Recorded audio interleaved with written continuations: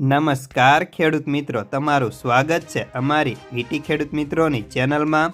તો મિત્રો, આજના આ વિડીયોની અંદર આપણે કપાસના ભાવ અંગેની સંપૂર્ણ માહિતી મેળવશું, જેમાં હજી કપાસની આવકોમાં નવી સિઝન ચાલુ થતાં પહેલાં જ જૂના કપાસની મોટી આવક સાથે જ કપાસના ભાવમાં શું ફેરફાર થયા, હાલ ખેડૂતોને ઊંચા અને નીચા ભાવ કેવા મળી રહ્યા છે, સાથે જ વાયદા બજારની સંપૂર્ણ અપડેટ મેળવશું। તો વિડીયોમાં બન્યા રહેજો ને ખાસ કરી ચેનલમાં નવા આવ્યા હોય તો સબસ્ક્રાઈબ કરી નાખજો।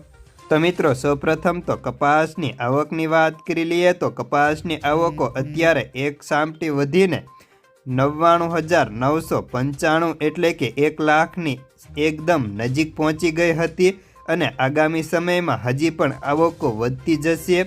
તે ઉપરાંત અત્યારે વરસાદનો રાઉન્ડ આવતા આવકો થોડાક દિવસ થોડી ઓછી થાય, નહીતર હવે કપાસની આવકમાં મોટો વધારો જોવા મળવાની ધારણાઓ હાલ દેખાય છે।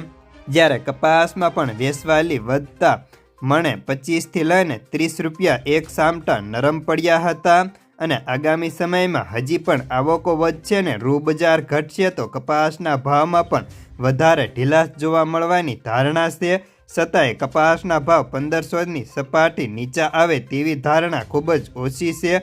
આજના કપાસના ભાવની વાત કરીએ તો જૂના કપાસના ભાવ સારામાં 1500થી લઈને 1630 રૂપિયા સુધીના બોલાતા હતા, તો નવા કપાસના ભાવની વાત કરીએ તો તેમાં 1500થી લઈને 1580 રૂપિયા સુધીના જોવા મળતા હતા।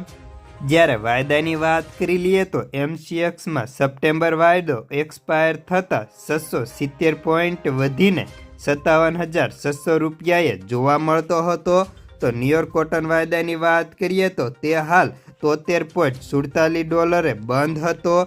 ખોળ વાયદામાં બેન્ચમાર્ક 20 વધીને ડિસેમ્બર વાયદો 3,031 રૂપિયાની સપાટીએ જોવા મળતો હતો।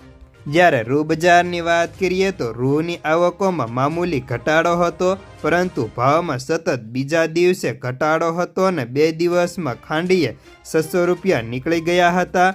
હવે 356 કિલો રૂના ભાવ 59,300 રૂપિયા બોલાતા હતા।